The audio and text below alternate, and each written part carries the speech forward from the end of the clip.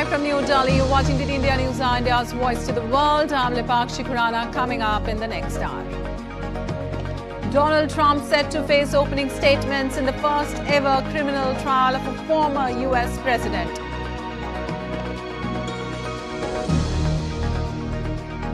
Israel PM Benjamin Netanyahu vows to fight any sanctions on IDF military units for alleged rights violations.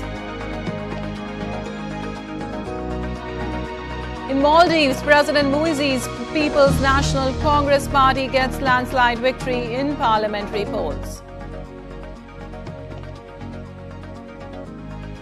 And in sports, Gukesh becomes the youngest candidate's winner, secures a draw against Hikaru Nakamura in the final round to face the reigning world champion Ding Larin with the crown on the line.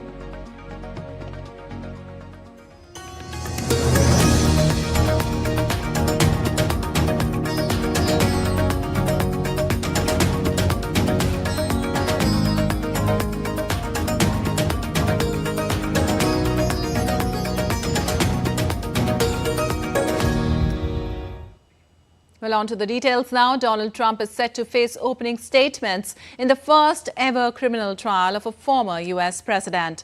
Trump faces charges that he paid $130,000 to an adult film star to cover up an affair. The trial could either help or hurt his re-election bid, as US correspondent Nick Harper reports for more. Well, Monday we'll see the opening statements in this trial against Donald Trump, the first time that the United States has held a criminal trial against a former president.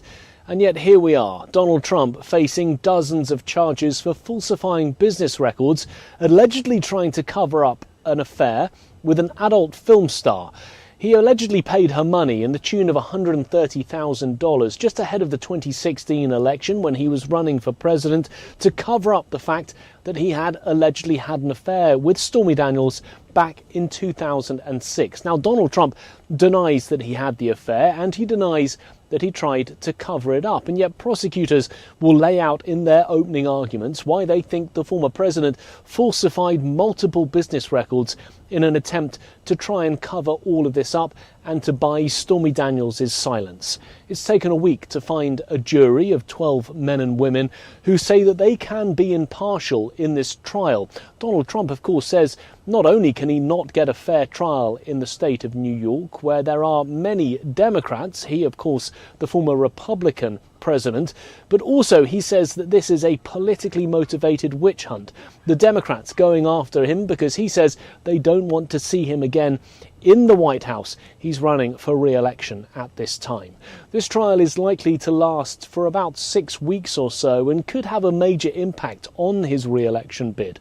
There is, of course, the chance that this will electrify his base, providing an opportunity for them to rally behind the former president to show their support. But of course, if he's convicted, it could turn off many undecided voters who may decide that they do not want to have a convicted criminal as someone in the White House. It will be a fascinating trial that's likely to have many twists and turns and many developments along the way.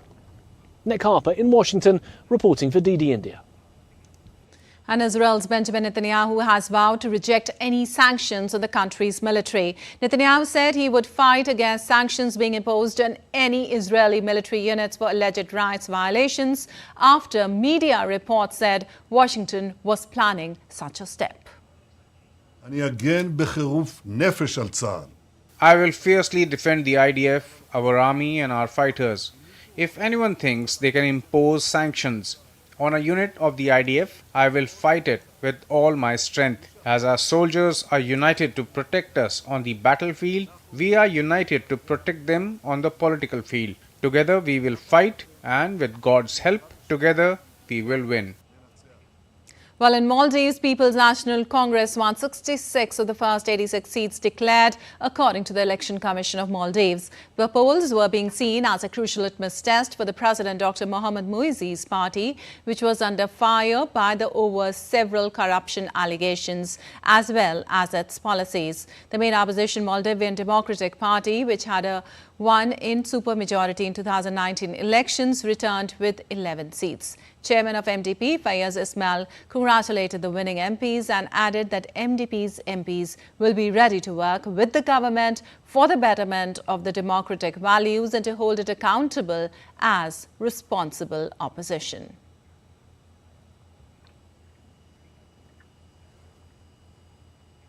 And Russian President Vladimir Putin is expected to meet with his Azerbaijan counterpart Ilham Aliyev in Moscow on Monday. This meeting comes shortly after Russia began withdrawing its peacekeepers from the Karabakh region. DD India's Dasha Chernishova reports for more from Moscow.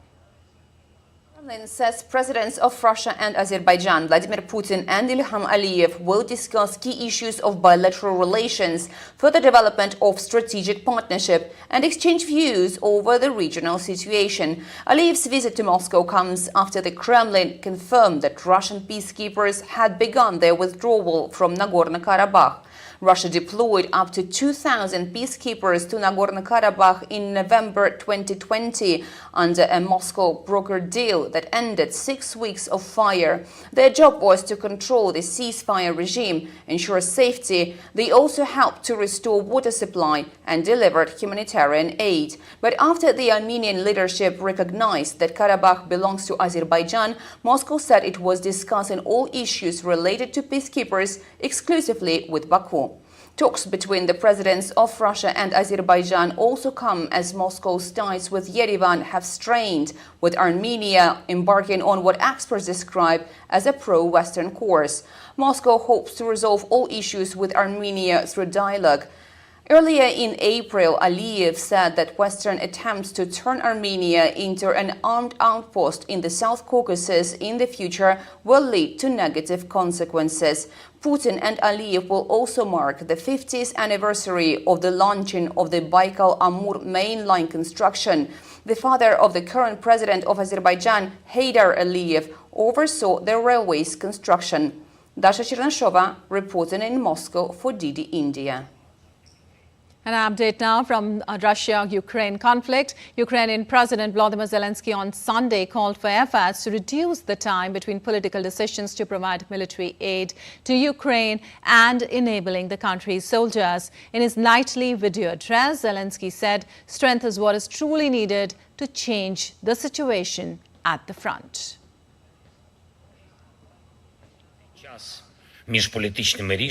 The time between political decisions and inflicting real defeats on the enemy at the front, between the approval of the aid package and providing the strength to our guys. This should be reduced to a minimum, and this strength is what is truly needed to change the situation at the front.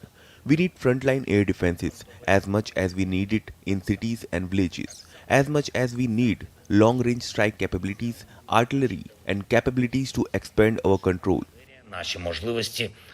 And German Chancellor Olaf Scholz said on Sunday that he hoped the U.S. Senate would quickly approve funding for Ukraine aid after the U.S. House of Representatives on Saturday passed a legislative package providing security assistance. A bipartisan majority of the House of Representatives voted in favor of a bill allocating additional funds to Ukraine.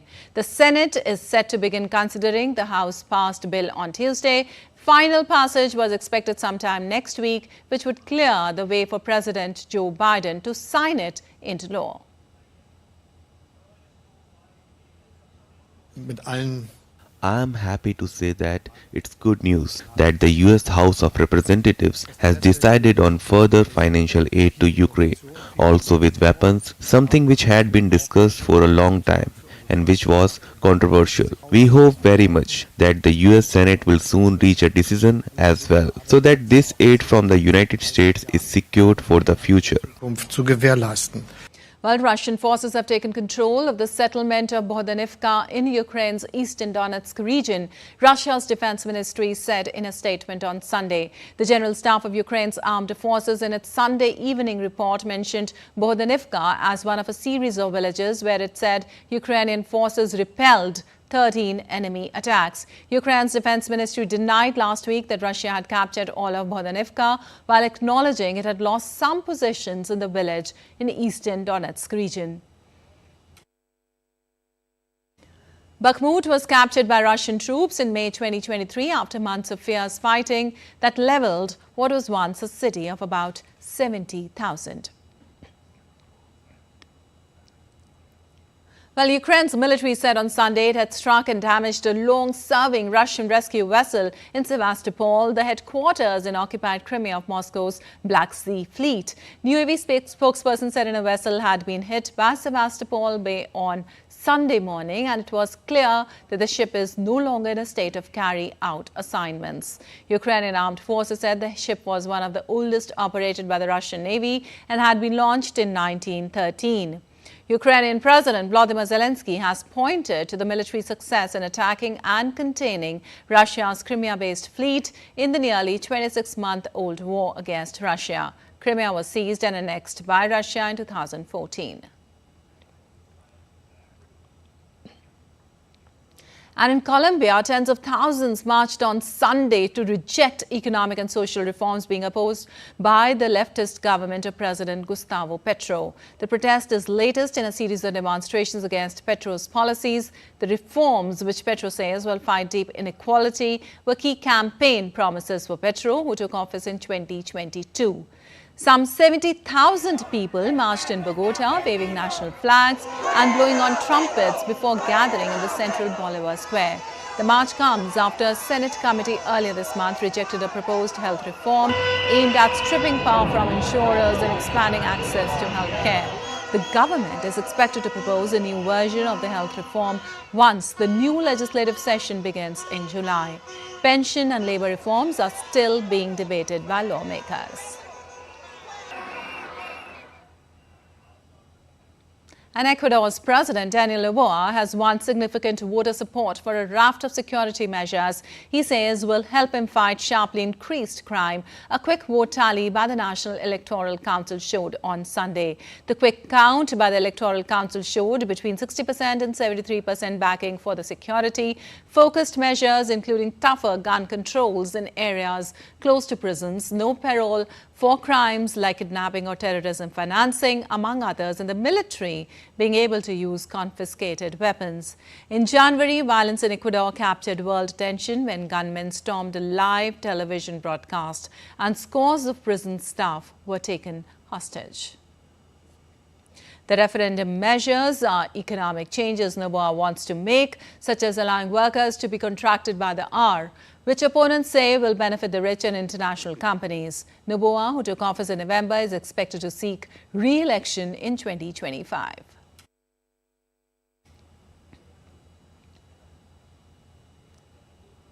Well, German Chancellor Olaf Scholz opened the annual Hanover Industrial Trade Fair on Sunday, which this year is hosted by Norway. The opening ceremony was also attended by Norwegian Prime Minister Jonas Gahr Store and EU Commission President Ursula von der Leyen. During the ceremony, Scholz thanked Norway for being a reliable energy supply after Russia cut its deliveries to Germany. In his remarks, Scholz told von der Leyen in front of a gathering of industry leaders and foreign diplomats that the European Union's goal to cut 25% of its bureaucracy was good. Scholz and the Norwegian Prime Minister are expected to tour the fair with some 4,000 exhibitors on Monday.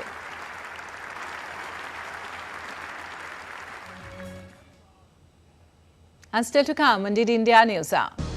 The annual joint US-Philippines military exercise kicks off in the Philippines. Sri Lanka police investigate after a race car crashes into the crowd, killing 7 and injuring 20 people. And World Earth Day being observed across the globe. The theme for World Earth Day this year is Planet versus Plastics.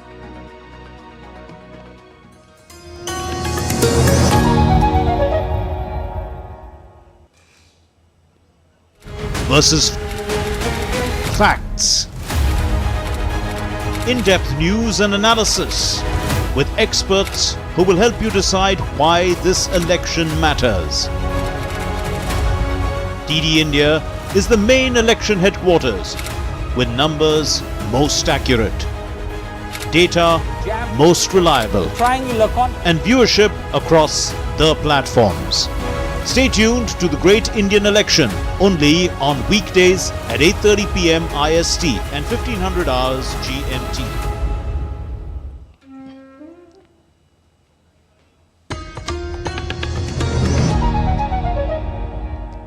Welcome back. You're watching DD India News. I'm Lipakshi Kuran, and moving on, nearly 17,000 Filipino and American troops will begin a 3-week joint combat training exercise in the Philippines on Monday, involving maritime drills in the South China Sea, where Manila and Beijing have sparred over maritime borders. France and Australia will join the maritime exercises to be conducted for the first time outside Philippine territorial waters. The annual bulletins drills, which will run from April 22nd to May 10th, come amid an escalating diplomatic row in maritime encounters between the Philippines and China. During joint exercises, U.S. troops and their Manila counterparts will simulate retaking enemy-occupied islands in the northernmost islands of the country close to Taiwan and in western Palawan province facing the South China Sea. And in India's Laura Westbrook reports for more from Hong Kong. These are annual exercises called Balikatan, which means shoulder-to-shoulder drills, that the US and the Philippines have every year. But for the first time since these drills started in 1991, they will take place 12 nautical miles beyond the Philippines' territorial waters, in waters that are claimed by the South China Sea. And for the first time, the Philippines Coast Guard says it will take part in these joint naval drills. Now, the fact that these drills are going to be taking place in waters that are claimed by China as well as Manila is something that is predicted to anger Beijing. The US says, though, that these drills are aimed to improve communication and coordination between the US and Philippines militaries. Around 16,000 troops, both from the Philippines and the United States, are expected to take part. But also the French Navy is expected to take part as well for the first time since 1991, and some of the drills will be simulating retaking enemy-occupied islands facing Taiwan and the South China Sea. There are also around 14 nations that will act as observers, including Japan and India. While Sri Lankan police initiated investigations into Sunday's race car mishap, 7 people, including a child, were killed and 20 others were injured after a racing car deviated from the track during the Fox Hill Supercross 2024 racing event held in Diathalava on Sunday. The race was organized by the Sri Lankan Army and was its 28th race. And Papua New Guinea has agreed with China to facilitate the free flow of trade between the two countries. Prime Minister James Marape told reporters on Sunday while hailing bilateral economic and trade ties. Marape made the remarks after meeting with visiting Chinese Foreign Minister Wang Yi the same day in the capital port, Morris Bay. The Prime Minister said China is an important destination for Papua New Guinean exports, highlighting his country's trade surplus with the world's second largest economy. When meeting with Marape, Wang said China will become the most trustworthy partner for Papua New Guinea and the Chinese side is ready to quicken negotiations for free trade agreement. During his visit, Wang also held talks with PNG Foreign Minister Justin Tachenko. The two ministers also held a joint press conference. And in Niger, hundreds marched through northern city of Agadez on Sunday to demand the departure of U.S. troops from the military base there. This comes a day after sources said an agreement had been reached between Niamey and Washington to commence the withdrawal. There were a little over 1,000 U.S. troops in Niger as of last year, where the U.S. military operated out of 2 bases, including a drone base built near Agadez in central Niger. Last year, Niger's army seized power in a coup until which Niger had been a key security partner of the United States and France, but new authorities joined juntas in neighboring Mali and Burkina Faso in ending military deals with Washington and Paris, quitting the regional political and economic bloc ECOWAS and fostering closer ties with Russia.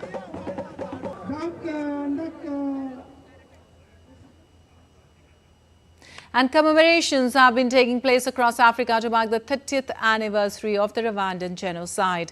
In neighboring Uganda, which is a significant Rwandan community, survivors gather to pay their respect to victims. Rwanda is currently observing 100 days of mourning for the hundreds of thousands of people that lost their lives. Leon Siange, our correspondent in Uganda, reports for more. Since 1994. 30 years on, Richard Rutagarama still hurts from the events of April 1994.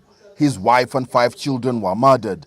He's visited this memorial site for the last 4 years. Every time I come here, I get some relief. I pay my respects to the victims that were killed. The staggering scale of the mass murder means relatives of the victims can be found across East Africa. For Marie Mukari Rinda, the memories of her parents being killed still linger. We were a family of 11. My parents and other siblings were killed in the genocide. We survived only the 3 of us. The Rwandan genocide is a past horror that's not been forgotten. It's thought that as many as 1 million people died in just 100 days of conflict. This memorial site is a resting place to over 4,700 victims of the 1994 Rwanda genocide. There are 2 other sites in the southern part of the country with remains of more than 6,000 victims. The impact of the conflict was widespread.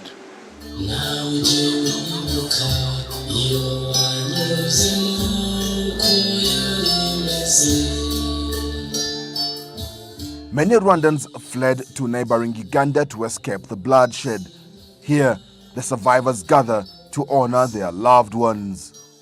The 30th commemoration marks a generational cycle since the genocide was put to an end, and is an opportune time for a court to reflect on the transformational journey that Rwanda has undergone for the last 30 years.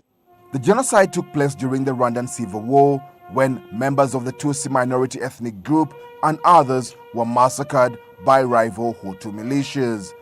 The brutality shocked the world, and since then, there's been a near continuous call for unity and reconciliation.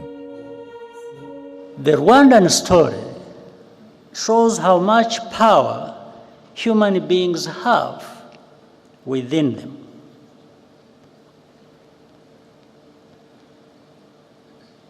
Whatever power you do have, you might as well use it to tell the truth and do what is right.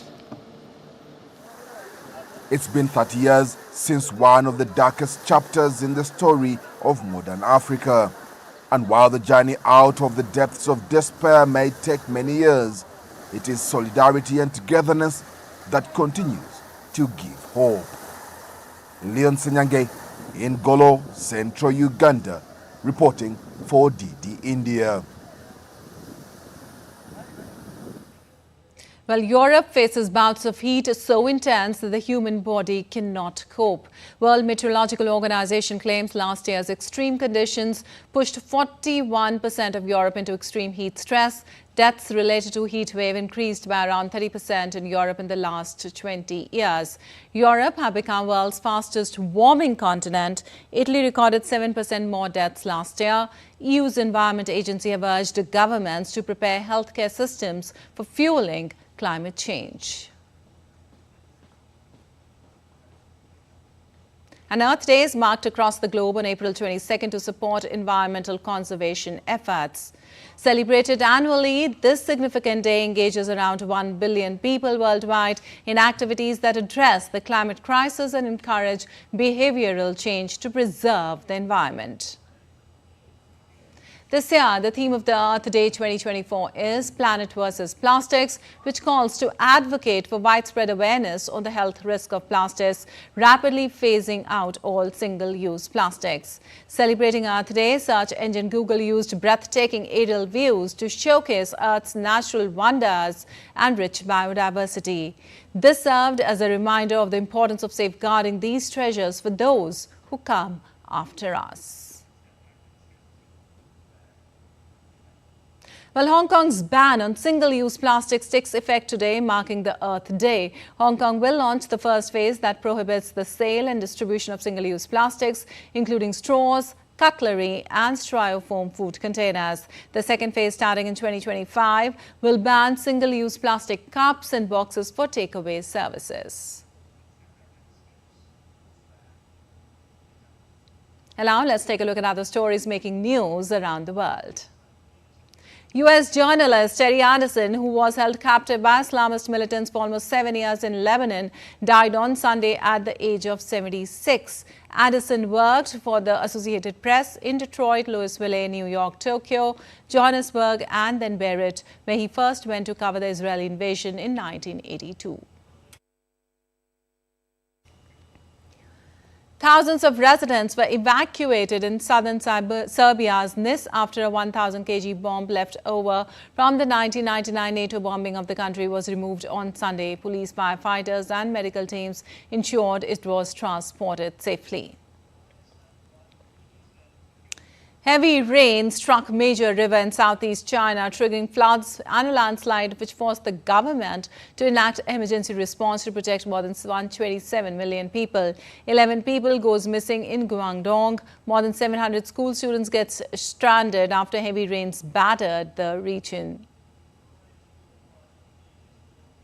In Germany, winter has returned as a fresh blanket of snow covers parts of central and southern part of eastern nation. Meteorologists forecast temperatures will remain unseasonably cold in the coming season.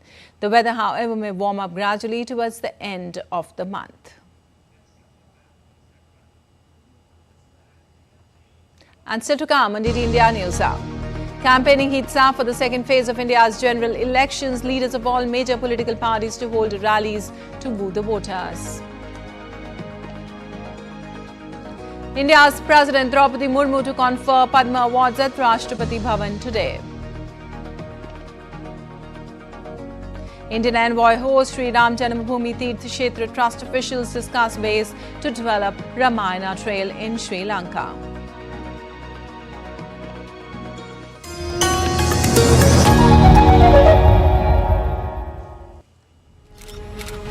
Versus facts. In-depth news and analysis with experts who will help you decide why this election matters. DD India is the main election headquarters with numbers most accurate, data most reliable, and viewership across the platforms. Stay tuned to the Great Indian Election only on weekdays at 8:30 p.m. IST and 1500 hours GMT.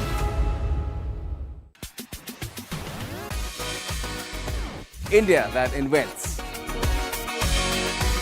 India that innovates. India that excites. India that invites. Land of possibilities. Teeming with opportunities. Watch India Ideas each Thursday 8 p.m. only on DD India.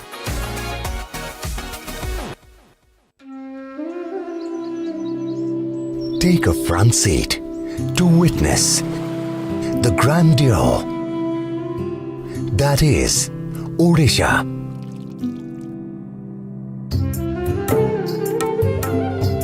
Experience immortal spirituality and timeless architecture that perfectly reflects the artistic soul of India.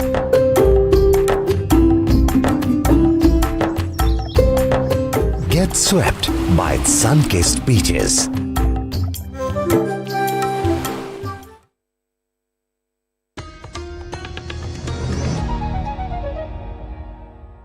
Welcome back. You're watching DD India News Hour. Lipakshi Khurana. Time now for a quick recap of the headlines.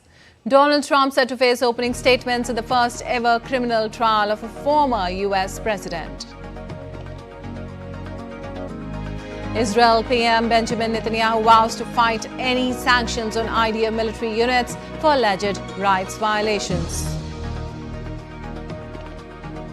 In Maldives, President Muizzu's People's National Congress Party gets landslide victory in parliamentary polls.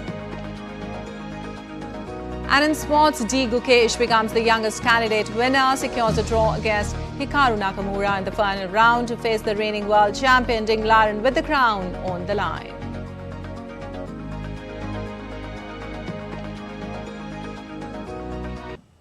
And moving on, India's Defence Minister Rajnath Singh arrived in Leh. During his visit, Defence Minister will interact with the soldiers deployed at the world's highest battlefield. Last week, the Indian Army marked the 40th year of the presence on the strategically significant Siachen Glacier. The Siachen Glacier, the height of around 20,000 feet in the Karakoram range, is known as the highest militarized zone in the world, where the soldiers have to battle frostbite and high winds.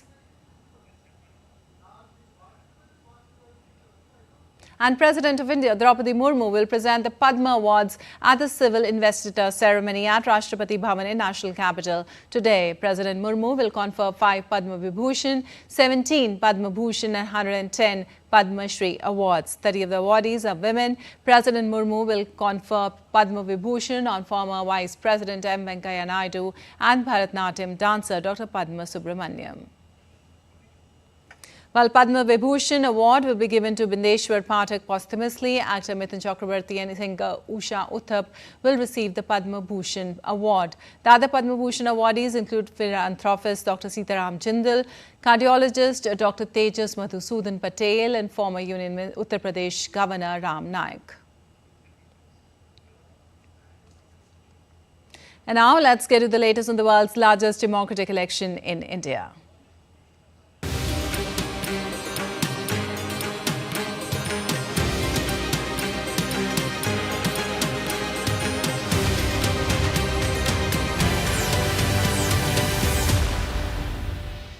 Well, campaigning for the second phase of elections is gaining momentum. In order to garner support for their respective parties, leaders across the nation are holding public rallies and road shows. Prime Minister Narendra Modi to hold a public meeting in Uttar Pradesh's Aligarh. Voting for Lok Sabha elections will be held on Aligarh Parliamentary seat on April 26th. Senior BJP leader and Union Home Minister Amit Shah to hold rally in Chhattisgarh, Kanker today. In order to woo the voters, political parties holding rallies and roadshows across the nation. Congress President Mallikarjun Kharge to visit Maharashtra and Karnataka, where he will be holding multiple rallies. As the election campaign for the second phase enters its final stretch, Bahujan Samajwadi Party chief Mayawati to hold rally in Uttar Pradesh's Bulandshahr.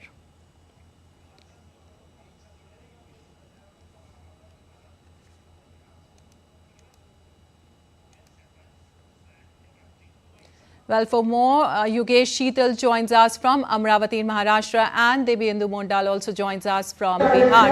Well, my first question to you, Gukesh. All eyes will be on the Nanded and Amravati in the second phase as voting for 8 seats is scheduled there. Can you tell us more?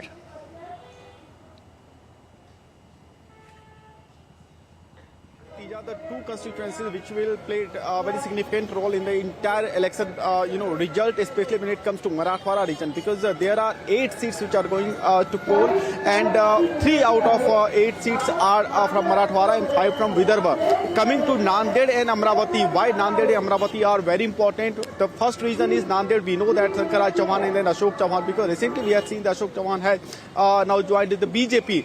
So since Nanded has been a bastion for Congress for a very long time, when it comes to Amravati, earlier we had seen there are, there's a trend you can see in Amravati where the BJP was not getting good momentum. But now, earlier we had seen that undivided Shiv Sena. We know that Shiv Sena is recently split into 2 Shiv Senas. One is the Shiv Sena Uddhav Balasaheb Thackeray and second is Shiv Sena that is led by Eknath Shinde. Now, what happened in Amravati region, basically Amravati constituency, now there are, all 8 seats in Marathwada, 7 seats were won by undivided Shiv Sena and BJP in the last election 2019, and the 1 seat that was Amravati, which was won by the MP Navneet Rana, who was contesting independently last time. Now Navneet Rana has joined BJP, so this is going to be very interesting in Amravati as well as in Nanded.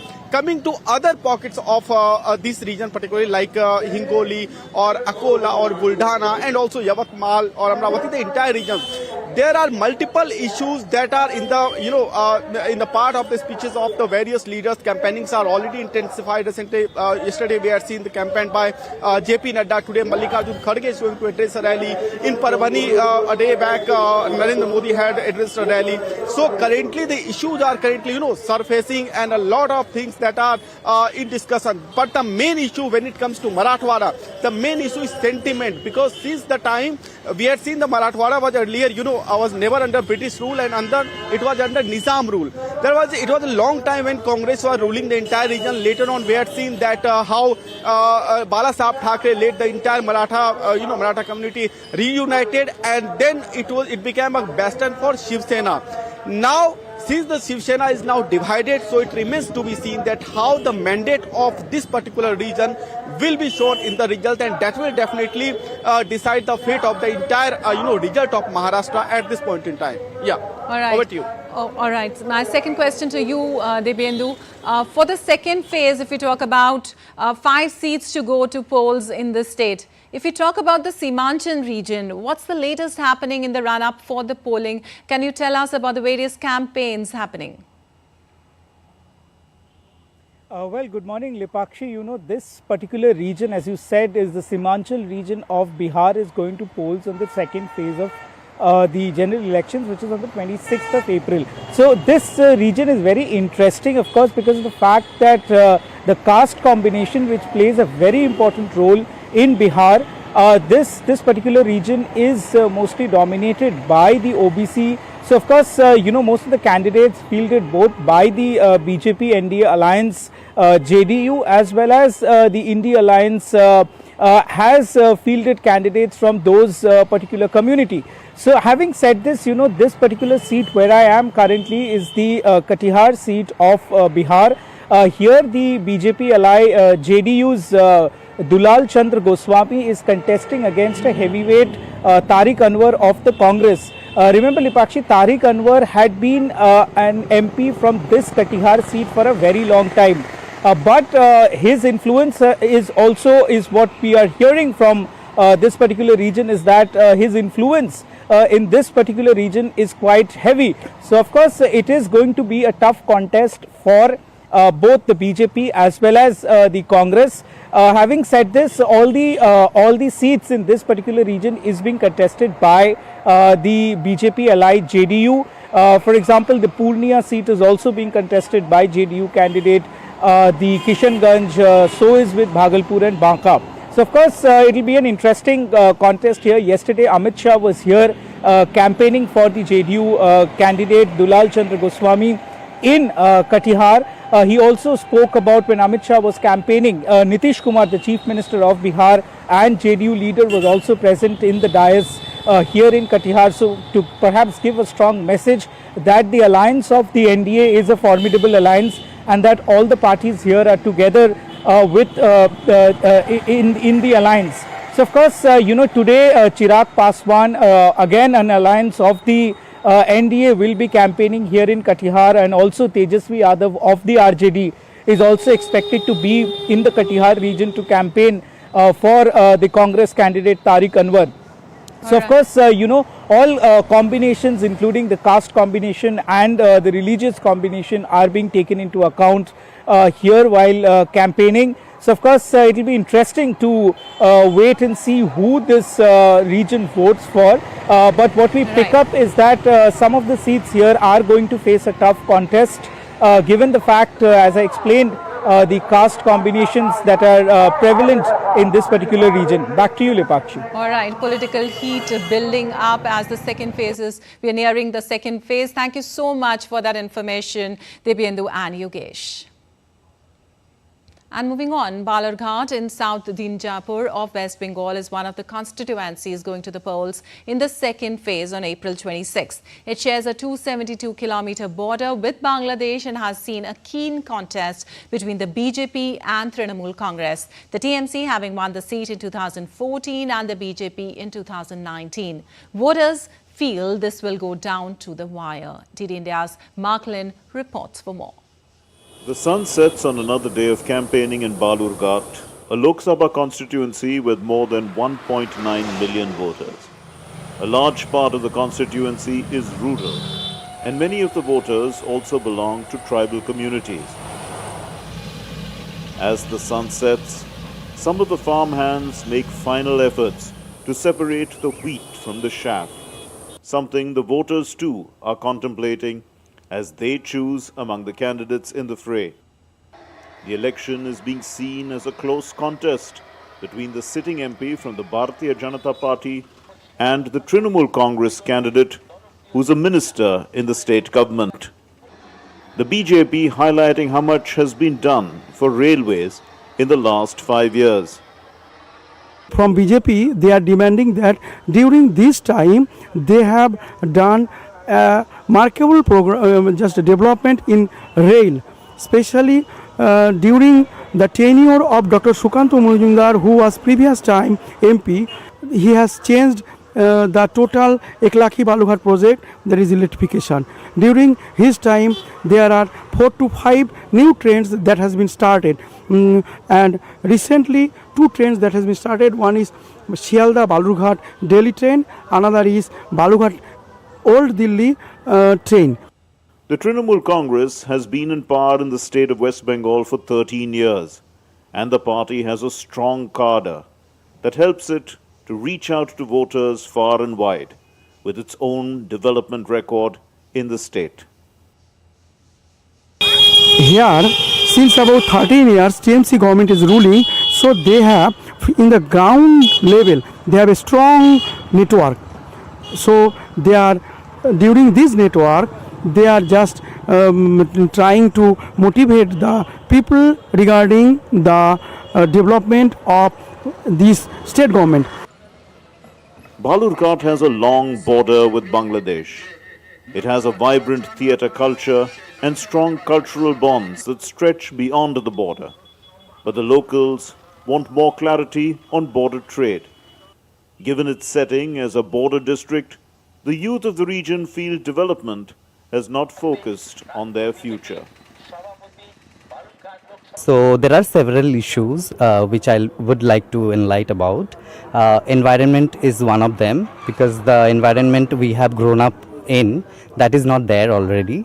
The river is drying, and also we have some issues about there are people who are MA pass, BA pass, but they are not getting jobs. So that is another issue.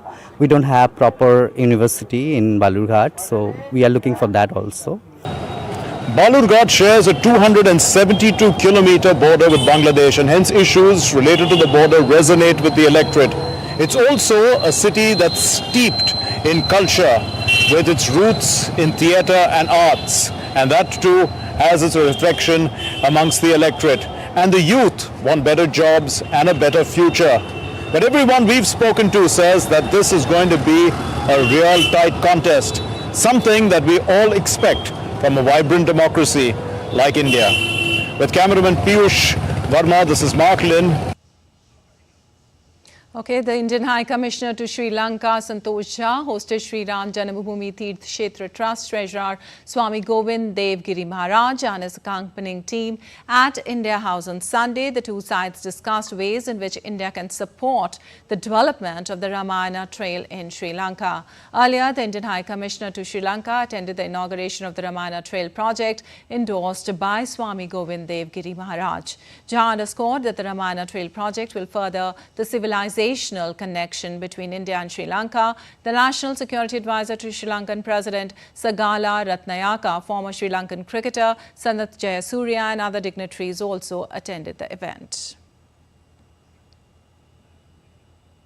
And the first ever Hindi radio broadcast has started in Kuwait. The Indian Embassy in Kuwait lauded Kuwait's Ministry of Information for starting a Hindi program on Kuwait radio. The Indian Embassy in Kuwait noted that this step taken will further strengthen the ties between the two nations. The Indian community, with a strength of around 1 million, is the largest expatriate community in Kuwait and is regarded as the community of first preference among the expatriate communities. And now let's take a look at other stories making news across India. A fire broke out in India's New Delhi landfill on Sunday as clouds were seen pluming in air from the site. Excavators were seen working at the fire site as attempts to douse the fire continued. Authorities say the fire was caused due to the gas produced in the landfill. No casualty reported. National highway in India's Jammu and Kashmir gets blocked after landslide hit Gangru area. Traffic authorities said the heavy rains led to landslides and shooting stones at several places along the national highway. Vehicles, especially load carriers, get stranded in Jammu and Srinagar due to the blockage. National Investing Agency on Monday swooped down several locations in India's Srinagar. The central agency carried out raids at 9 locations in a 2022 case linked to terror activities. While many parts of India reels with hot, humid weather, eastern state of India, Darjeeling, braces soft, chilling weather, attracting hundreds of tourists. It's fascinating how different religions of India can experience such diverse weather conditions at the same time.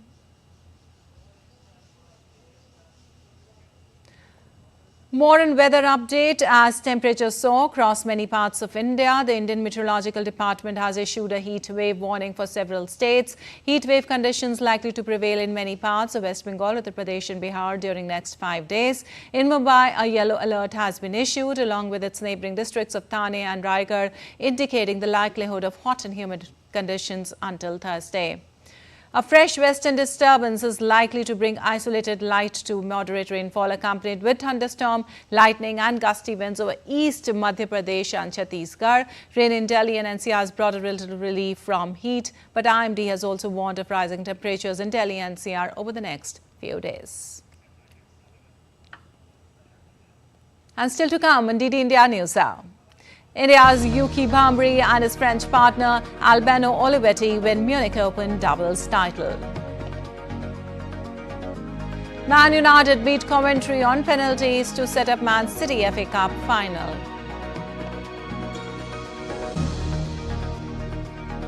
And the longest running international festival dedicated to kites returned to Italy.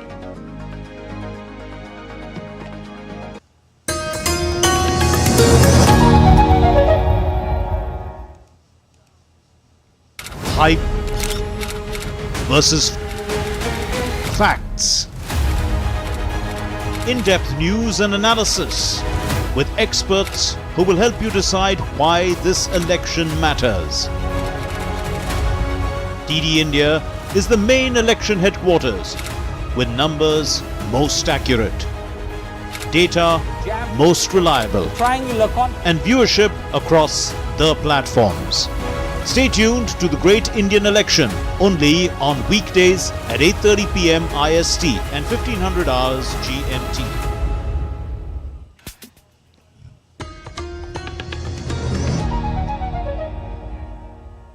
Welcome back. You're watching DD India News. I'm Lipakshi Khurana and time now for some sports news. Indian chess prodigy D. Gukesh scripted history by becoming the youngest ever champion of FIDE candidates tournament. Gukesh scored a draw against Hikaru Nakamura with black pieces in round 14 to ensure his title win. He has become the second Indian to qualify for a World Championship finale after Vishwanathan Anand. The 17-year-old has qualified for the World Championship where he will face China's Ding Liren. He has become the first teenager to reach the Summit Clash of Chess biggest prize. The Indian teenager won 5 games and lost 1 game on the way to a historic title win.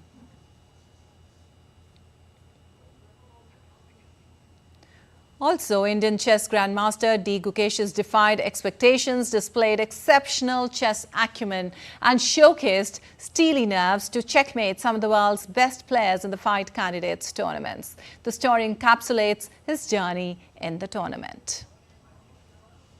Indian chess grandmaster D. Gukesh's exploits in the FIDE candidates tournament have been nothing short of surreal. He has defied expectations, displayed exceptional chess acumen and showcased steely nerves to checkmate some of the world's best players. His victories against top players are a testament to his talent and unwavering determination. What is your next goal? My most important goal has always been to improve myself as much as I can. And of course, the ultimate goal is to become the best player in the world. So, a chess prodigy, he is the third youngest person to qualify for the title of Grandmaster in March 2019. Not only this, he is the third youngest player to reach a chess rating of 2,700, the youngest to reach a rating of 2,750, and the third youngest to play in a candidates tournament. Gukesh made history at the age of 16 when he became the youngest player ever to defeat the world champion Magnus Carlsen at the AIM Chess Rapid Tournament in 2022. Following his incredible performance, Indian chess grandmaster added another feather to his cap when he officially surpassed Vishwanathan Anand as the top-ranked Indian player in 2023.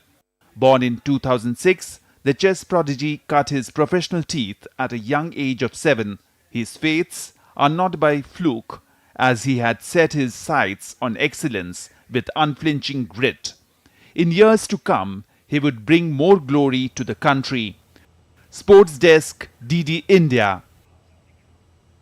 An Indian tennis star, Yuki Bhamri, and his doubles partner, Albano Olivetti, have emerged as a champion at ATP Munich Open on Sunday. The Indo-French unseeded pair showcased their prowess on the court by defeating Andreas Mayas and Jan-Lennart Struff in the final with a resounding scoreline of 7-6, 7-6. For Bhamri, this victory marks a significant milestone, securing a second ATP title, while for Olivetti, it's a maiden triumph alongside his partner. Yuki Bhamri rose to his career best ranking of 56 in the doubles. This victory will further strengthen Yuki's chance of qualifying for the Paris Olympics in doubles. And India's Tarun Dhullon beat compatriot Sukant Kadam to win gold in the SL4 category at the Spanish Para Badminton Tournament. Tarun beat Kadam 21-13, 16-12, 21-16 in the semi-final. Sukant defeated world champion Suhas Yathiraj. The SL3 category, Kumar Nitesh, Manoj Sarkar and Jagadish Dilli secured gold, silver and bronze respectively for India.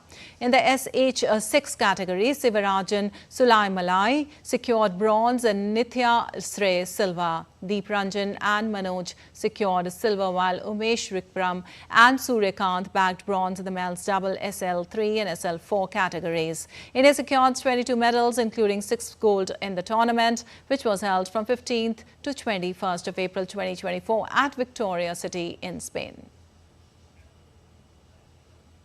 And in Indian Premier League, Rajasthan Royals will take on Mumbai Indians in Jaipur on Monday. Rajasthan Royals have been performing exceptionally well in the IPL edition.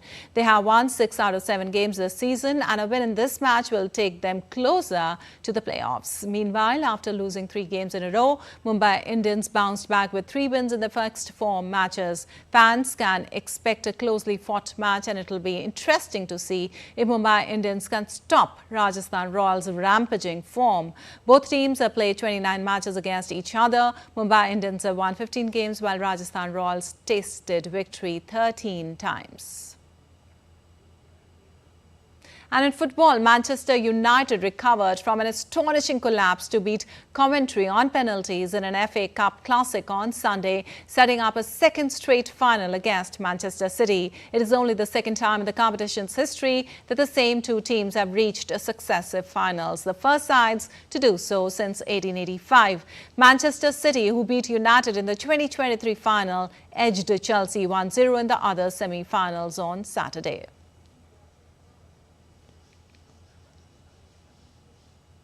Well, the longest-running international festival dedicated to kites returned to the beach of Pinarella di Cervia in Italy. Over 250 wind artists and international aerobatic flight champions from 50 countries are participating in the festival, running from 20th April to the 1st of May. Take a look.